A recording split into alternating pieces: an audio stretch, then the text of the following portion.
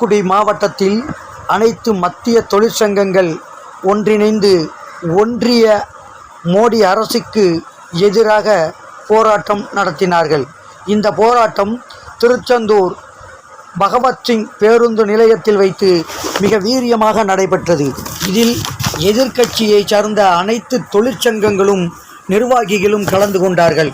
விலைவாசி உயர்வை கட்டுப்படுத்த தவறிய மோடி அரசை கண்டித்தும் தேசிய குறைந்தபட்ச ஊதியம் ரூபாய் 26,000 என நிர்ணயம் செய்ய வலியும் குற்றவியல் நடைமுறை சட்டம், இந்திய தண்டனை சட்டம், இந்திய சாட்சிய சட்டம் ஆகிய திருத்தங்களை திரும்ப பெற வலியுறுத்தியும் மின்சார சட்ட திருத்த மசோதா 2022 திரும்ப பெற வலியுறுத்தியும் முன்பணம் செலுத்தி மின்சாரத்தை உபயோகிக்கும் ஸ்மார்ட் மீட்டர்களை தடை செய்ய வலியுறுத்தியும் 100 நாள் வேலை திட்ட நாட்களை 200 நாட்களாக்கி நாளொன்றுக்கு 600 கூலி வழங்கிட வலியுறுத்தியும் விவசாயிகளுக்கு விதை, உரம் மற்றும் பூச்சிக்கொல்லி மருந்துகளை மானிய விலையில் வழங்கிட வலியுறுத்தியும் விவசாய விளை பொருட்களின் உற்பத்தி செலவை போல் 50% அதிகமாக விலை நிர்ணயம் செய்து அரசை கொள்முதல் செய்திட வலியுறுத்தி பொதுத்துறை அரசுத்துறை நிறுவனங்களை தனியார் மயமாக்குவதை தடுத்திடவும்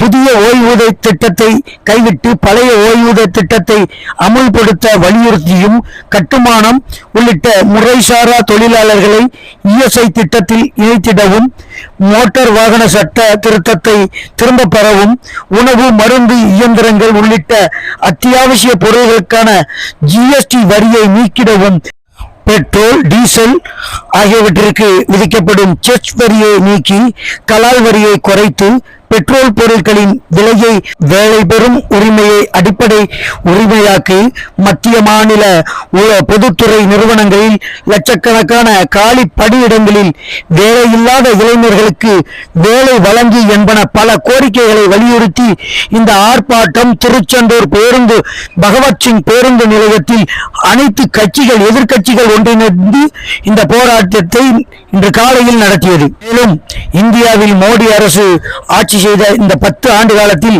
அடானி, அம்பானி போன்ற பெரும் முதலாளிகள் பயன்பெற்றிருக்கிறார்கள். அவர்களது கடன்கள் தள்ளுபடி செய்யப்பட்டிருக்கிறது. விவசாயிகள், தொழிலாளர்கள், வணிகர்கள், மத்திய தர வர்க்கத்தினர்கள் என அனைத்து பிரிவினரையும் கடும் நெருக்கடியில் தள்ளி இருக்கிறது இந்த மோடியின் அரசு. பொருளாதாரம் சின்ன பின்னமாக சிதைந்திருக்கிறது. கடன் சுமையோ ரூபாய் 205 லட்சம் கோடியாக உயர்ந்து நிற்கின்றது. நாட்டில் வேலையில்லா திண்டாட்டம் அதிகரித்து வருகிறது. 18 முதல் 24 வயது இளைஞர்கள் 42% பேருக்கு எந்த வேலையும் இல்லை. உலக பட்டினி குறியீட்டில் 111வது இடத்தை இந்தியா பிடித்திருக்கிறது. நாமம் 3-1 நாமம் போட்டிருக்கிறார்கள் இந்த ஒன்றிய அரசு, மோடி அரசு. அதாவது இவர்கள் நாட்டில் வேலைவாய்ப்பு அதிகரித்தது போலவும் பட்டினி சாவுகள் இல்லை என்பது போலவும் சுய கம்பட்டம் அடித்து மக்களை ஏமாற்றி வருகிறார்கள். அதுதான் இந்த நாட்டுக்கு கிடைச்ச அவலட்சணம். 3-1 பட்டினியில் உலக குறியீட்டில் 111வது இடத்தை இந்தியா பெற்றிருப்பது மிகவும் துரதிர்ஷ்டம். மேலும் பெண்கள், சிறுபான்மையினர்கள், குழந்தைகளுக்கு பாதுகாப்பற்ற நாடாக இந்தியா திகழ்ந்து வருகிறது. மல்யுத்த வீராங்கனைகள் மீது பாலியல் வன்முறை நிகழ்த்திய பாஜக எம்பி பிரிஜ் பூஷன் சரண் இப்போதும் சுதந்திரமாக உழவுகிறார். போராடி தோற்ற வீராங்கனைகள் இனி மல்யுத்த போட்டிகளில் பங்கேற்பதில்லை என்று அறிவித்து நம்மை அவமானப்படுத்தி இருக்கிறார்கள். குஜராத் கலவரத்தின் போது கொடூரமாக சிதைக்கப்பட்ட பில்கிஸ் பானு குற்றவாளிகள் தண்டனை காலம் முடியும் முன்பே விடுதலை செய்து அவர்கள் விடுதலையான நாளை விழா கோலமாக பிஜேபியினர்கள் கொண்டாடினார்கள். அது மட்டுமா, இந்த நாட்டில் மணிப்பூர் மாநிலத்தில் நடைபெற்ற வன்முறை வெறியாட்டம் 1000 பேர் புடைசூழ இளம் பெண் ஊர்வலமாக ஓடவிட்டு கூட்டு வல்லுணர்வு செய்ததை மௌனமாக நாடு பார்த்து கொண்டிருந்தது. ஒரு இராணுவ வீரரின் மனைவியே கூட்டு பலாத்காரம் செய்யப்பட்டிருப்பதாக அந்த இராணுவ வீரர் கூறியிருந்தது இந்த நாட்டிற்கே பெரிய அவமானம் அல்லவா?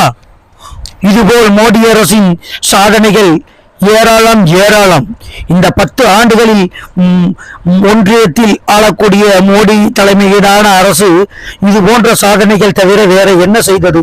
இதை கண்டித்துதான் இன்று திருச்செந்தூர் பகவத் சிங் பேருந்து நிலையத்தில் காலை 11 மணிக்கு ஆர்ப்பாட்டம்